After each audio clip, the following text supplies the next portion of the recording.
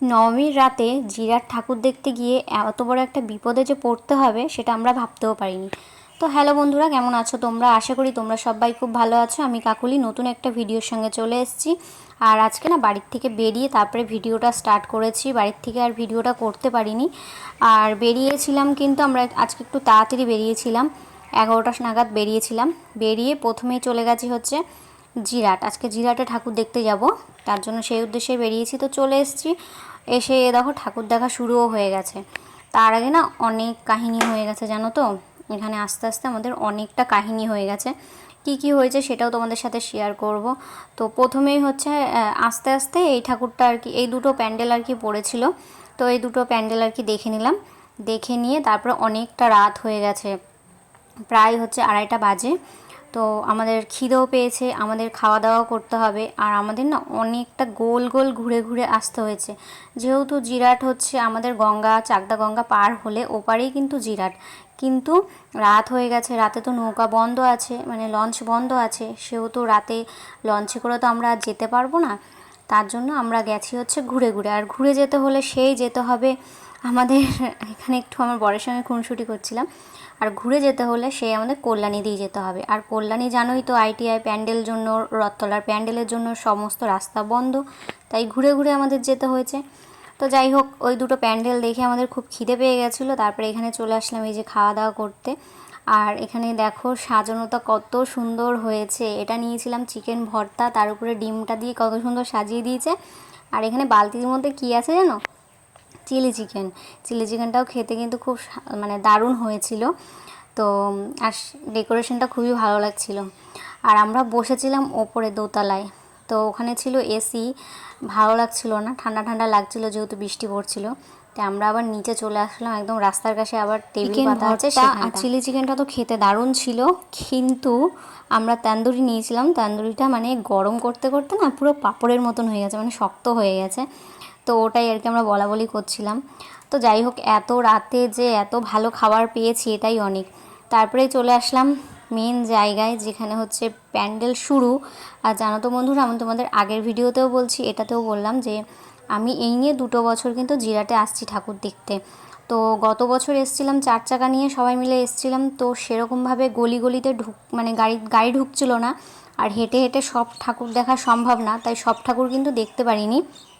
এই বছর যেহেতু আমরা গাড়িতে গেছি, স্কুটিতে, বাইকে গেছি, তো এই বছর আমরা সমস্ত ঠাকুর ভালোভাবে দেখতে পেয়েছি।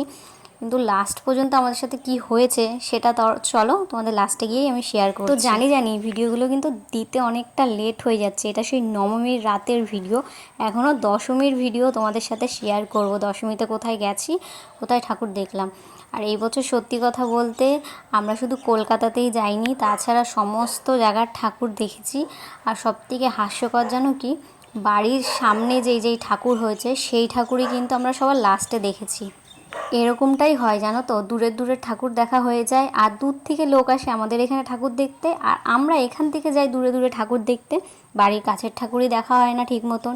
তো প্রথমে আমি দেখে নিয়েছিলাম ষষ্ঠী পঞ্চমী কিছুটা বাড়ির সামনে ঠাকুর, কিন্তু আদার্স যে আরও বড় বড় যে 2-3টে ঠাকুর ছিল সেগুলোই আমার দেখা হয়নি। দেখেছি সেটা হচ্ছে একাদশীর দিন রাত্রির বেলা 12টার সময় দেখেছি। অর্ধেক ঠাকুর তো ভাসান হয়েই গেছিলো, আর বড় দুটো প্যান্ডেল হয়েছিল, সেই বড় দুটো যেহেতু ভাসান হয়নি সেহেতু দেখতে পেরেছিলাম। তো যাই হোক, এখানের প্যান্ডেলটা কিন্তু খুব দারুণ করেছিল, আর এখানে বেশ সুন্দর সবাই নাচানাচি করছিল, বেশ ভালো লাগছিল। আর এই রিলসটা তোমাদের সঙ্গে তো শেয়ার করেছি, তোমরা অনেক ভালোবাসা দিয়েছো, এইভাবেই আমার পাশে থেকো। আর অবশ্যই তোমরা এই ভিডিওতেও বলছি, তোমরা আমার ভিডিও কে কোথার থেকে দেখছো অবশ্যই কিন্তু জানিও, জায়গাটা লিখে মেনশান করে দিও, আমার বেশ ভালো লাগবে। তো আজকে কিন্তু আমরা 4জন গেছি, ওর বন্ধু আর বন্ধুর বউ, আর এই যে আমরা 2জন। তো আজকে আমার 2 বোনরা আর আসেনি, বোনদের জামাই আসেনি, আজকে আমরা 4জনই গেছি। তো এখানে প্যান্ডেল ঠাকুর দুটোই তো খুব সুন্দর হয়েছে, দেখো কত সুন্দর লাগছে। আর এটা কিন্তু পুরো জলের ওপরে হয়েছে। আর তোমরা কারা কারা জিরাট ঠাকুর দেখতে গেছিলে অবশ্যই জানিও। আর যারা যাওনি তারা সামনের বছর কিন্তু আমার এই বছরের ঠাকুর দেখে, প্যান্ডেল দেখে সামনের বছর চলে যেও অবশ্যই। আর কিভাবে যেতে হবে না হবে যদি তোমরা জানতে চাও আমাকে কিন্তু কমেন্ট করো, অবশ্যই আমি তোমাদের জানিয়ে দেবো কীভাবে যেতে হবে না হবে। তো যাই হোক, এখানে কিন্তু খুব সুন্দর আর কি নাচানাচি হচ্ছিল, বেশ ভালো লাগছিল জানো তো। অনেকে মেয়ে ছেলে সবাই মিলে নাচ করছিল, আমারও খুব ভালো লাগছিল। এই যে দেখো আমার পাশেই দেখো, তো ওখানে বেশিক্ষণ দাঁড়াইনি যেহেতু অনেকে মিলে নাচ করছে। তো যাই হোক, এই যে লাস্টের আগের প্যান্ডেলটা আর কি, এই প্যান্ডেলটা দেখার আগে এখন কিন্তু ভালো মেঘ ডাকছিল, ঝিরিঝিরি বৃষ্টি পড়ছিল। আর তোমরা জানো নবমী দশমী থেকেই কিন্তু বৃষ্টি শুরু হয়ে গেছে।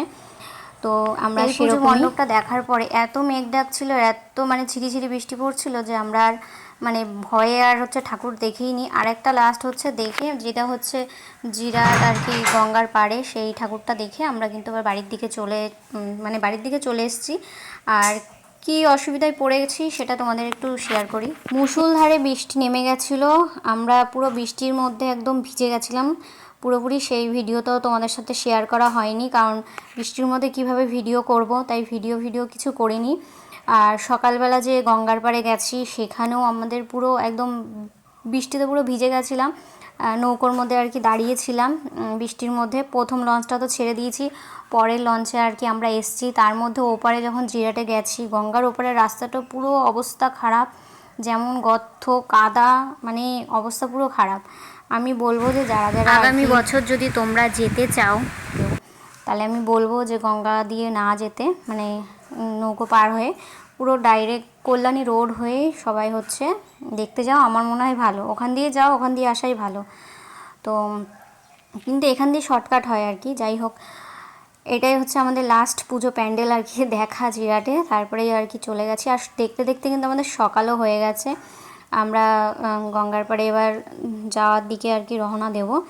তো আমার পুরো ভিডিওটা তোমাদের কেমন লাগলো অবশ্যই কিন্তু জানিও, আর কে কোথা দিয়ে দেখছো সেটাও জানিও। তো অনেক দিদিভাই আমাকে কমেন্ট করছে যে তোমার জন্য এত পুজো আর কি প্যান্ডেল অনেক কিছু দেখতে পেলাম। তো ভালো লাগলো, এই কমেন্টগুলো দেখে আর কি ভালো লাগে। তো এইভাবেই আমার পাশে থেকো, সঙ্গে থেকো। তো আমারও ভালো লাগে তোমাদের সাথে সব ভিডিওগুলো শেয়ার করার। আর দশমীর ভিডিওটা আছে সেটা শেয়ার করব, আর তারপরে লক্ষ্মী পুজোর ভিডিওটা তোমাদের সাথে শেয়ার করব, ঠিক আছে।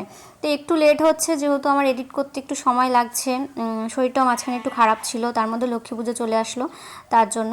তো যাই হোক, এই দেখো আমরা এখন সকালবেলা আর কি লঞ্চের এখানে চলে এসেছি, তোমাদের সাথে তো শর্ট ভিডিও শেয়ার করেছি।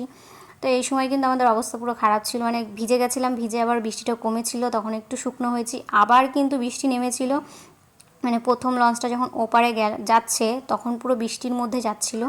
তারপরে সেকেন্ড লঞ্চে আমরা আর কি যাব, তখন পুরো একদম আমরা নৌকোর মধ্যে ছিলাম আর ঝমঝমিয়ে বৃষ্টি পড়ছিল। তো যাই হোক, টাটা, আজকের মতন দেখা হচ্ছে কালকে একটা